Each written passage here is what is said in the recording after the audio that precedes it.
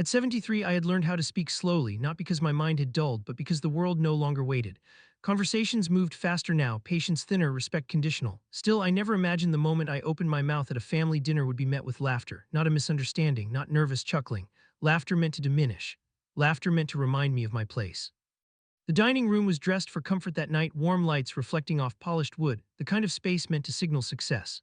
I remembered when those floors were bare and scuffed, when the walls needed work, when the house was little more than a long-term gamble everyone warned me against. Now it looked impressive. Now it looked like something someone else could claim. I sat upright in my chair, hands resting calmly on my knees, listening as conversation flowed around me without invitation. My daughter spoke about her day, careful and measured. Her husband dominated the room, speaking loudly, confidently, as if his voice alone kept the house standing. He enjoyed an audience. He always had. When he spoke, he expected agreement. When others spoke, he decided whether it was worth acknowledging. At one point, I added a comment, nothing dramatic, just an observation about a local issue I followed for years. I had been involved back when it mattered. I had experience. I had perspective. As soon as the words left my mouth, the room shifted. He leaned back in his chair, glanced at me, and laughed, not briefly, not awkwardly. He laughed as if I had told a joke without realizing it. Well, he said, wiping a smile from his face, that's one way to look at it. The table went quiet. My daughter froze, her fork hovering midair. She looked at me, then at him, then down at her plate. She said nothing. I waited, expecting him to move on. Instead, he kept going. I mean, he added, still amused, things aren't really decided by opinions anymore, especially outdated ones. Outdated, the word landed softly but carried weight. I felt the familiar tightening in my chest, the same one that came whenever someone assumed age had replaced relevance. I met his eyes calmly. Experience doesn't expire, I said evenly. That only amused him more. He shook his head, smiling like he'd just humored a child. Sure, he replied, if you say so. My daughter shifted in her chair. She opened her mouth slightly, then closed it again. Silence filled the space where her voice should have been. That silence spoke louder than his laughter ever could. He continued eating, unfazed. Anyway, he said dismissively, that's not really how things work anymore. I said nothing after that. I focused on my plate, on the steady rhythm of my breathing, on keeping my expression neutral. I had learned long ago that reacting gives people like him permission. Calm unsettles them more than anger ever could, but inside something cracked, not loudly, quietly, the kind of fracture that doesn't bleed right away but never heals the same. The rest of dinner passed without incident. He spoke freely. My daughter nodded along, exhausted, careful not to disrupt the fragile balance she'd been maintaining for years. I finished my meal and excused myself early. No one stopped me, no one asked if I was all right. In my room, I closed the door and sat on the edge of the bed, staring at the familiar walls. I thought about how many nights I'd spent planning this house, how many risks I'd taken so my daughter would never feel insecure. I thought about how easily people rewrite history when they benefit from forgetting it. Inside the old dresser, beneath folded clothes and paperwork, was a leather folder I hadn't touched in a long time. I pulled it out slowly, my hands steady. Inside were documents most people only care about when they think they're entitled to something. Deeds, trust records, legal confirmations, proof that security isn't always loud. He laughed because he believed I was harmless. He laughed because he believed the house, the stability, the authority belonged to him now. He laughed because he assumed silence meant surrender. What he didn't know was that a meeting was already scheduled, that a lawyer had already reviewed the file, that the truth was organized, labeled, and waiting patiently. That night, as voices drifted faintly from the living room, I lay back and stared at the ceiling, not angry, not hurt, clear. Some people only understand respect when it's written in ink and read aloud by someone they can't interrupt, and very soon he would stop laughing. After that dinner, the laughter lingered longer than the sound itself. It settled into the walls, into the way conversations shifted whenever I entered a room, into the casual certainty with which he now spoke around me rather than to me. Something in him had changed. The laugh had not been a mistake, it had been a test. And because no one challenged it, he decided it was permission. Mornings became colder in ways that had nothing to do with weather. I woke early, as I always had, moving quietly through the house, careful not to disturb anyone. The kitchen felt different now, no longer neutral ground. Cabinets opened and closed without acknowledgement of my presence. Coffee brewed while conversations happened over my head. When he spoke, it was often about plans, schedules, decisions already made. I was no longer included by default. I was informed only when necessary. He began correcting me in small ways. If I mentioned a news story, he dismissed it as outdated. If I shared an opinion, he reframed it as nostalgia. Once when I offered a suggestion about a repair that needed attention, he waved it off and said he had professionals for that kind of thing. The implication was clear. My usefulness had an expiration date, and in his mind it had passed. My daughter noticed the shift. I could see it in her eyes, in the way she hesitated before speaking, in the way she watched him closely when he spoke to me, but she said nothing. Silence had become her survival strategy. I understood it, even as it hurt. She was balancing peace against truth, and peace was winning. One afternoon, he stood in the living room speaking on the phone, his voice confident, unguarded. He talked about assets, about leverage, about how some people hold on too long and need help being realistic. He didn't lower his voice when he noticed me sitting nearby. He glanced at me briefly, then turned away, continuing as if I were furniture. When he ended the call, he smiled faintly, the kind of smile men wear when they believe they're untouchable. That evening at dinner, he took control of the conversation entirely. He spoke about future renovations, about rearranging spaces, about making the house more efficient. He referred to it as my place without hesitation. Each time he said it, my daughter's shoulders tensed slightly, but she didn't correct him. Neither did I, not yet. At one point, he looked at me and said, "Things move fast now. You have to keep up or you get left behind." His tone wasn't hostile, it was instructional, patronizing. He believed he was being generous by explaining reality to me. "I've kept up longer than you think," I replied calmly. He smiled, indulgent. "Sure," he said, the same way someone humors a child insisting on independence. That was when I realized he no longer saw me as an equal presence in the house. He saw me as a phase, temporary, inconvenient, manageable. Someone who would eventually fade out with enough pressure and polite concern. And because he believed that, he stopped hiding his intentions. Pamphlets appeared on the counter about downsizing. Articles about aging parents and difficult transitions were left open where I could see them. Comments about timelines slipped into conversation more often. He never said leave outright. He didn't need to. The message was layered, repeated, normalized. My daughter finally spoke to me about it late one night, her voice quiet, apologetic. She said he was worried about the future, about stability, about what made sense long term. She said he didn't mean to be disrespectful. She said she hoped I understood. I told her I did, because explaining the truth felt heavier than carrying the hurt. That night, alone in my room, I opened the leather folder again. I reviewed the documents carefully, not with anger, but with precision. Ownership was clear. Intent was documented. Control had never left my hands. The confidence he displayed every day rested entirely on assumptions he had never bothered to confirm. The next morning, I made a single call, then another. Quiet, professional conversations with people who knew exactly who I was and what I controlled. No one laughed, no one interrupted, no one questioned my relevance. When I hung up, I felt steady, anchored, reminded. He believed the laugh had settled things. He believed authority had shifted. He believed I had been diminished. What he didn't know was that laughter fades quickly when confronted with facts. And the file he had never asked about was already moving toward the moment it would be opened, read aloud, and understood by everyone in the room. By the third week after that dinner, his confidence had settled into the house like it belonged there. He moved differently now, with an ease that came from certainty, the kind of certainty born not from truth but from unchecked assumptions. He no longer tested boundaries, he assumed them. The laugh at the table had been his declaration, and in his mind it had gone unanswered. Every morning after that, he acted as if the hierarchy had been quietly finalized. He stopped acknowledging my opinions entirely.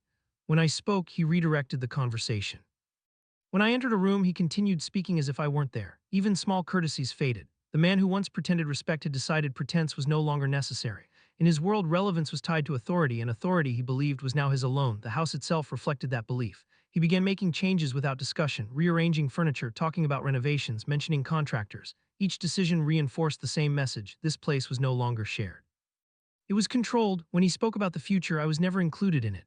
I was spoken of in abstract terms, like a situation rather than a person. One afternoon, he stood in the living room reviewing documents spread across the coffee table. Bills, statements, projections. He waved me over with a casual gesture and began explaining numbers as though I had never managed money in my life. He pointed out costs, increases, responsibilities. Then he looked at me and said it wasn't realistic for one person to carry everything alone forever. He framed it as concern, but his eyes betrayed him. This wasn't about burden, it was about control. I listened without interruption. When he finished, he waited for a reaction. He wanted discomfort, justification, weakness. Instead, I nodded and thanked him for his transparency. The lack of resistance unsettled him. I could see it in the brief tightening of his jaw. But he recovered quickly, convinced calm meant compliance. That evening, my daughter avoided my eyes. She moved quietly through the house, exhaustion etched into her face. Later, she spoke to me in the kitchen, her voice low, apologetic. She said he was just trying to plan ahead, that he worried about stability, that he didn't want things to become complicated later. She didn't say what later meant. She didn't have to. I told her I understood. It was easier than explaining that understanding did not mean agreement. That night after they went to bed, I sat alone in my room and opened the leather folder again. This time, I didn't look at it with nostalgia. I looked at it with intention. Every document was exactly where it needed to be: ownership, conditions, the will, clear language, no ambiguity, no room for interpretation. Everything he assumed rested on air. The next morning, I made several calls, quiet ones. The kind that don't announce themselves. People answered with respect, with familiarity. They knew who I was, they knew my history, they knew what I controlled. No one laughed, no one questioned why I was calling now. When I finished, I felt something return that I hadn't realized. I'd lost ground beneath my feet. Days later, he announced casually that he had scheduled a meeting. A lawyer would be coming by to review some things and make sure everything was aligned. He said it confidently, almost smugly, as if he were granting me a courtesy. My daughter looked surprised but said nothing. I said nothing either. Silence once again worked in my favor. That night, I lay awake thinking about how people like him mistake proximity for ownership, how they believe that standing close to power means possessing it. He believed the laugh had settled the matter. He believed the house was his by default. He believed my quiet presence meant acceptance. What he didn't realize was that the file he had never asked about was the only one that mattered. And soon, very soon, it would be opened by someone whose voice he could not interrupt, whose words he could not laugh at, and whose authority he could not dismiss. The lawyer arrived on a quiet afternoon, right on time, carrying a slim briefcase and an air of professional detachment. There was nothing dramatic about the moment, and that was what made it so devastating. My daughter busied herself in the kitchen, pretending to straighten things that didn't need attention. Her husband welcomed the lawyer with confident familiarity, the way men do when they believe they are in charge of the outcome. He spoke easily, gesturing toward the living room, already framing the meeting as something routine, something that would affirm what he believed was already his.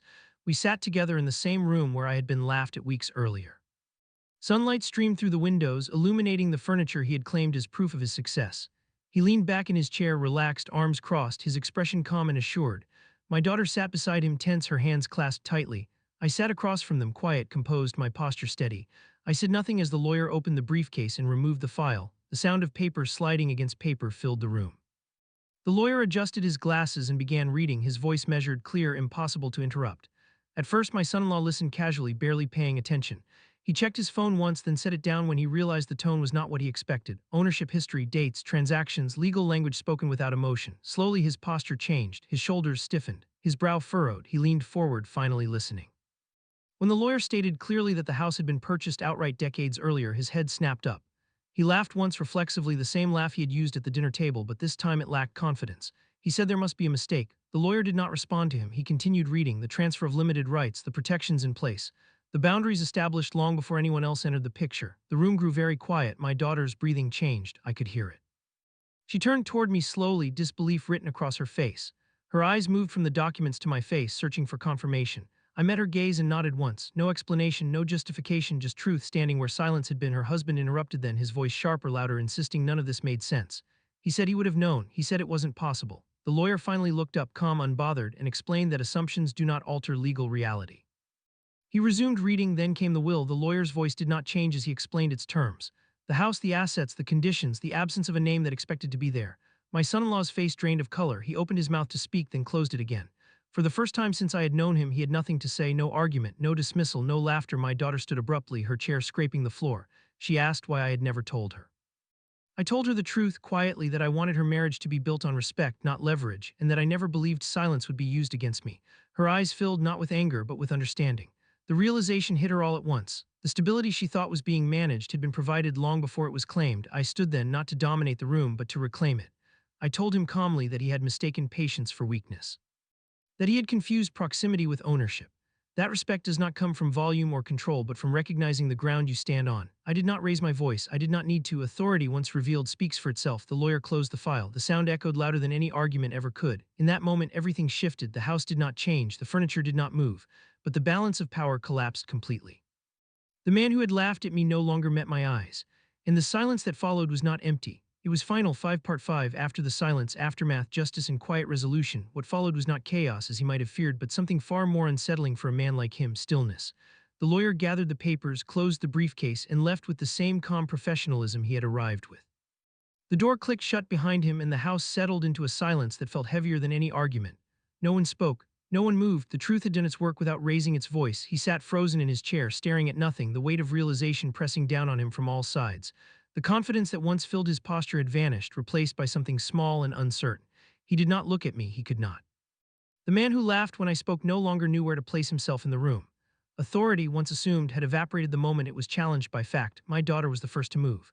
She stood near the window, arms wrapped around herself, breathing unevenly as the truth settled in layers. She wasn't angry, not yet. She was processing years of silence, years of compromise, years of believing she had to choose peace even when it came at the cost of dignity.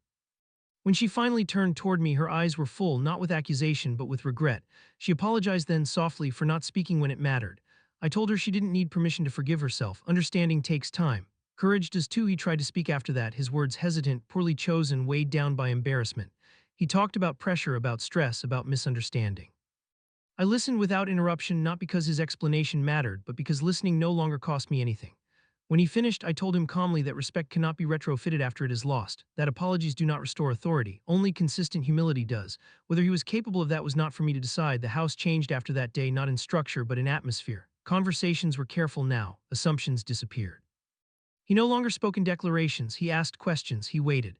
The man who once treated me as background now measured every word in my presence. Power had not been taken from him, it had simply returned to where it belonged. In the weeks that followed, practical decisions were made quietly. No ultimatums, no forced exits. My daughter needed space to decide what her marriage meant without illusions propping it up. I needed peace. For the first time in a long while, that peace was possible. I moved freely through the house, unafraid of being overheard or dismissed. I spoke when I wanted. I stayed silent when I chose. The difference mattered. I still wake early. I still drink my coffee by the window. The neighborhood still greets me the same way it always has, with respect that was never tied to ownership or authority. The difference now is internal. I no longer carry the weight of being misunderstood in my own home. I no longer question whether silence is the price of belonging. The file was never about punishment. It was about clarity, about boundaries, about reminding everyone, including myself, that dignity does not expire with age. I did not raise my voice. I did not demand acknowledgement. I simply allowed the truth to stand where laughter once lived.